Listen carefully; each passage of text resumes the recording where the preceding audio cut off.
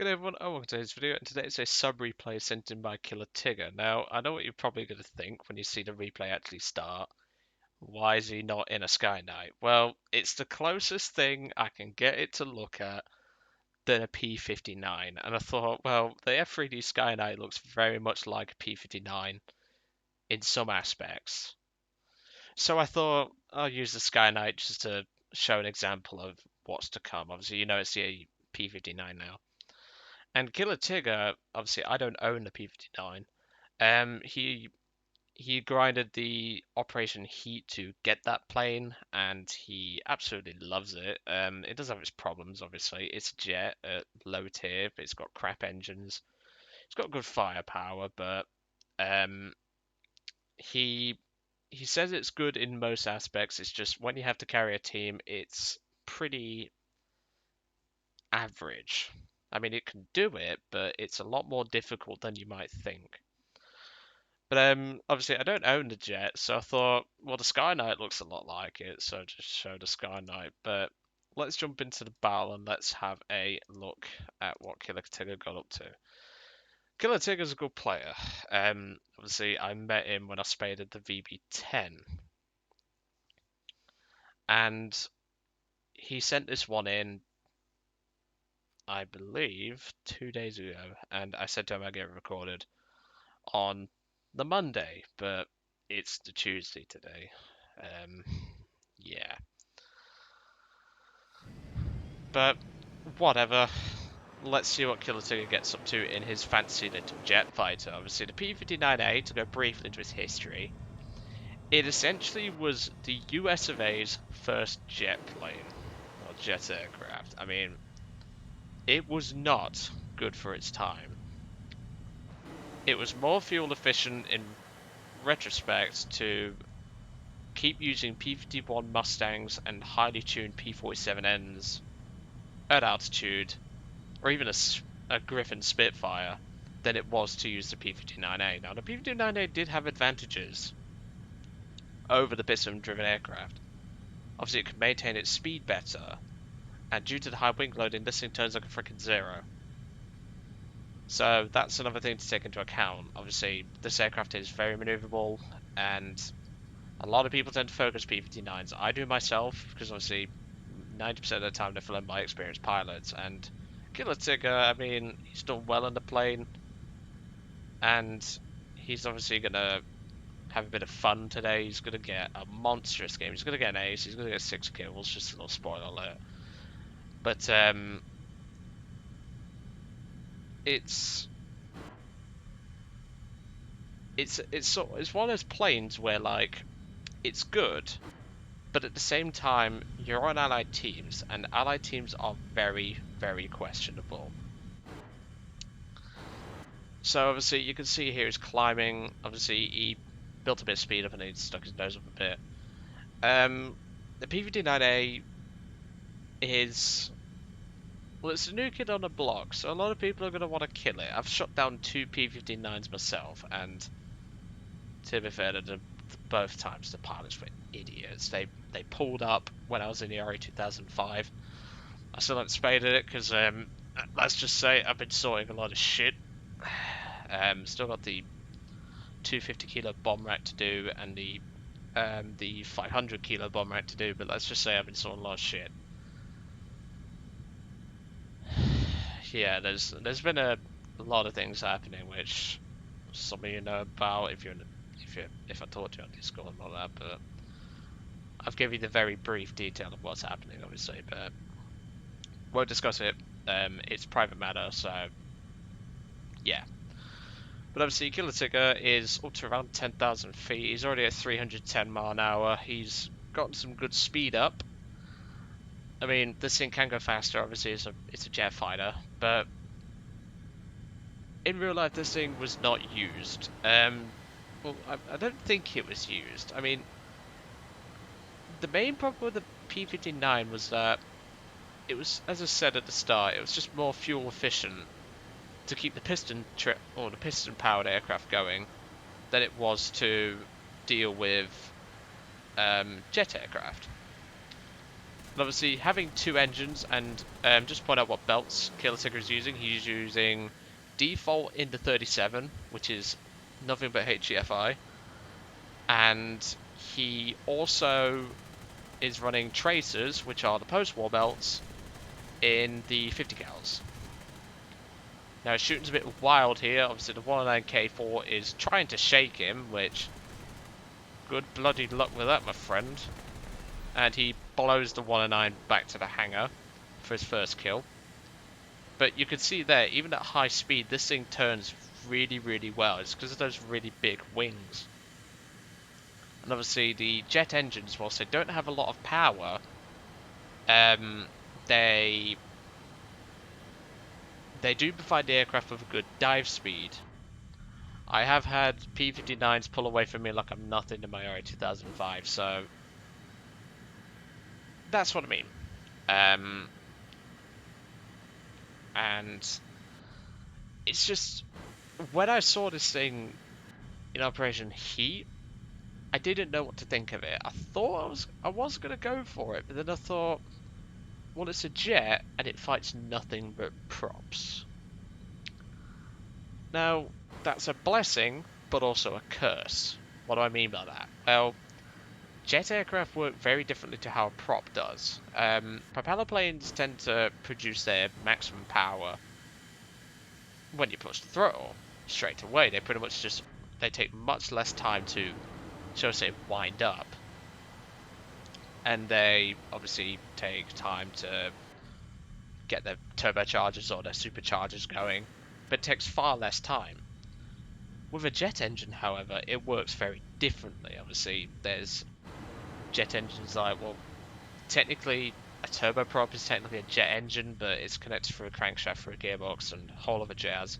That's a completely different ballgame. And essentially, it's just jet engines are a lot more. They're a lot more diverse, and they're a lot more requirement of maintenance as well. But obviously, it does take time for a jet engine to spool up to full power, way more time than a prop does. And that's what threw me off grinding this thing. As you can see, he's fighting G6s, G10s, K4s, Focke-Wulf 190 A5s, all of which could actually keep with him in a dive. Now, whilst the P-59 would be able to outrun them eventually, due to the energy retention, because obviously jet engines maintain their thrust a lot, or their power to weight ratio a lot better, the P-59 does struggle against some of its prop enemies. I mean, yes, it can outturn them, but turning radius isn't everything. And there you can see on KillerTigger's team, that zombie, he's in a D20 NA, premium one. He is, well, he's not a useful mammal. He's just stall climb for a BF-109 G6. And he is, well, he's in trouble, let's just say. KillerTigger, being the lovely man that he is going to go and try and assist this Mustang. Now, the problem is with this Mustang pilot, he's not keeping it fast, and he's not keeping it very well controlled, but he has stalled the 109 out, and that gives KillerTigger a chance to completely murder him with the 37mm, as well as the 50 cals, and that enables KillerTigger to get his second kill. Perfectly good move there, pal. I mean, I'd have helped him as well. It's just allied teams, and I mean, as you can see, his team is pretty much crumbling. I mean, the enemy team has lost about the same number of aircraft, and it just went from there. And obviously, his team is struggling. They're about comparable at the moment, however, and that's the thing. Obviously, KillerTigger's got another 4 kills to get before he finishes this battle, and he's only got 6 minutes to do it. But this is another baiting opportunity here. This P-47 is dragging this 109 G6 all the way up to a stall. KillerTigger, obviously, he's in a jet. It climbs much better in terms of stall maneuvers than a prop. That's the one advantage you have over props. And he blows the 109 G6 back to the hangar. third kill. Hopefully he brought his parachute because he's gonna bloody need it. But obviously KillerTigger, he saw that opportunity and wanted to help his team. KillerTigger always loves to help his teammates if he can try. Like, he'll always call out targets. I haven't flown with KillerTigger for quite a while, but some of the funny moments we've had, it's great. It honestly is great. Very nice player. Obviously, he is in the US, so it is a lot harder for me to play with him because obviously he sleeps when I'm awake, and I sleep when he's awake, in a way. I mean, KillerTigger, he has made several all-nighters and, like, jokes of sleep. Who needs sleep? But, he is a nice guy. He's a very nice guy to fly with. If you're in the Discord, please do,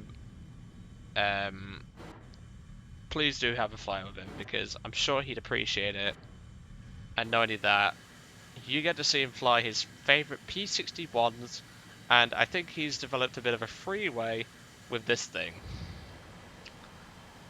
It's like one of those. Oh, I'm trying to think of the meme now.